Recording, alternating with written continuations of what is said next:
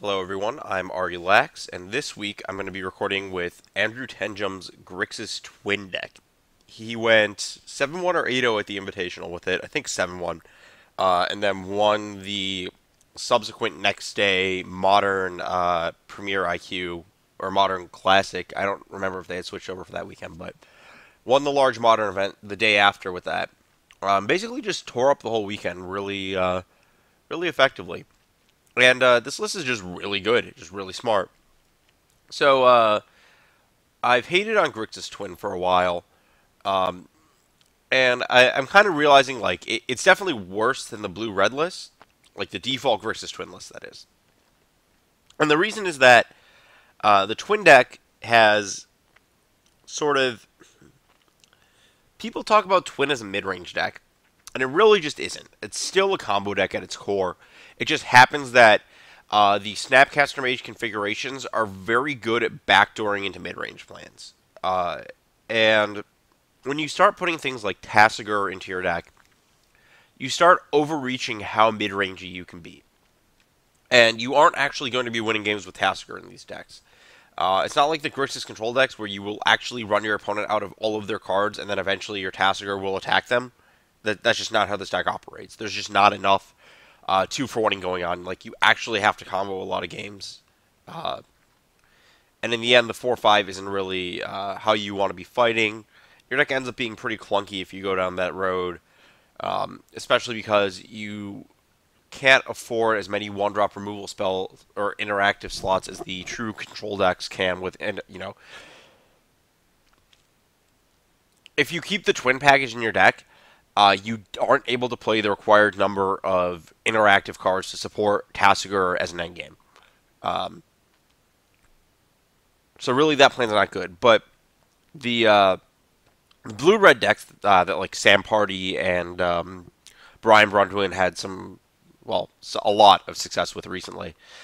Those decks also have a problem. And their issue is that they have a pretty bad removal suite. Luis posted like one of his "you make the play" things recently, and it was a twin mirror. He posted the list post board, and his hand is full of like Jaces or whatever, and there's just no Rending Volleys in the deck. There's no way to actually kill a Resolve Deceiver Exarch game 2. That's just because like I said, Rending Volley. That's the only good removal spell in blue-red that kills the X4. And that takes up an actual sideboard slot. Similarly, you have issues with like a 4/5 Tarmogoyf is just in play and it's going to kill you. So we come around to this point where splashing black is actually good just for removal, and I think that Tenjum really picked up on that, and his list is really well done because of that. So as you'll see, there's 4 black cards in the list. It's the basic blue-red shell: Visions, Bolt, Twins, Exarch, Pestermite, Remand, some Dispels, some clicks, Hand Disruption, and others, Threat, 4 Snapcasters. But this light black splash really adds a lot of depth. So you have removal that can actually kill large creatures. Murderous Cut, there's no... I'll see how this does, but Delve can sometimes be a problem, but in general, like, having access to this effect for 1 mana is pretty huge, especially when it lines up plays like Exarch on tap land to kill something. And then you get Kolaghan's Command, which is actually really nice on a lot of levels here. You're not trying to grind your opponent down with it, it's just... Your deck is a lot about flexibility and versatility, and that's like what you're trying to do with these like tempo twin shells. Is be flexible and flex into killing them in either way or removing their resources or whatever is best. And Kolaghan's Command is really good at being flexible, especially when it can raise dead a combo piece and make them discard a card, kill a creature. It's really good in this deck. I also like the Spell Snares. I think that card's like just generally good, and specifically really good in this deck because unlike the control decks where there's a lot of games where your time frame to do something relevant because you don't have as much hard removal is shorter, and having the tempo efficient answer early is pretty huge for like a Goyf or whatever. So you get to like maintain the clear board where your flexibility is much more rewarded. The mana's not too interesting here. Basically stock stuff, 1 Lighthouse. no tar pits. Moving to the sideboard, there's one thing the mana does interact with, which is there's only 5 fetches and 1 swamp for your Blood Moon. So it's worth noting that you can overboard on things that interact poorly with Blood Moon in certain situations, so just watch for that. Like boarding up into Thoughtseize, Terminate, Command, and Blood Moon is kind of awkward, just because it stretches your black mana post-moon. So negate, just generic best counter if you're trying to hate on combo decks. And you'll notice there's no like nonsense like a counter flux or whatever here on the sideboard. Efficiency, again, that's really been the direction the format has pushed over the last years towards more efficient, less narrow answers, just because the format has gotten a lot more aggressive in the wake of Amulet, forcing people to get that way.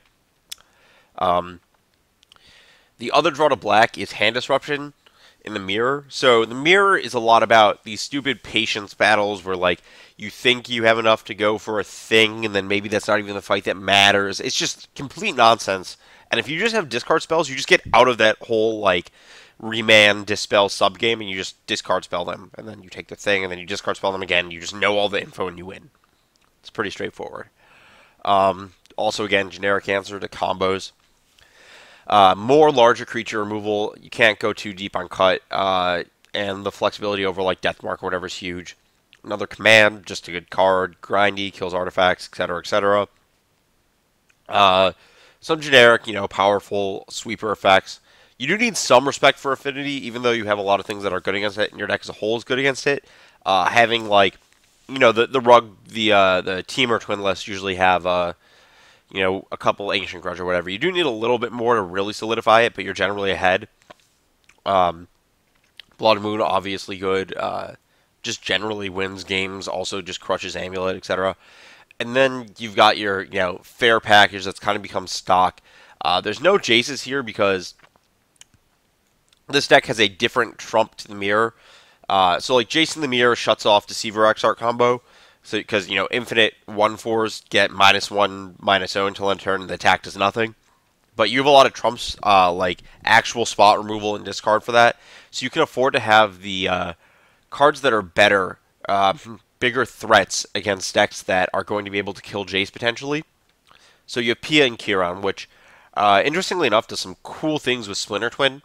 You make a copy, and then you sacrifice the new copy, or the new copy is destroyed from the legend rule, or I don't know what.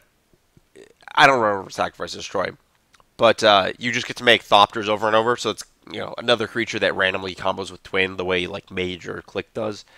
And then Keranos, cards the default big thing that's impossible to kill, crushes Grixis mirrors.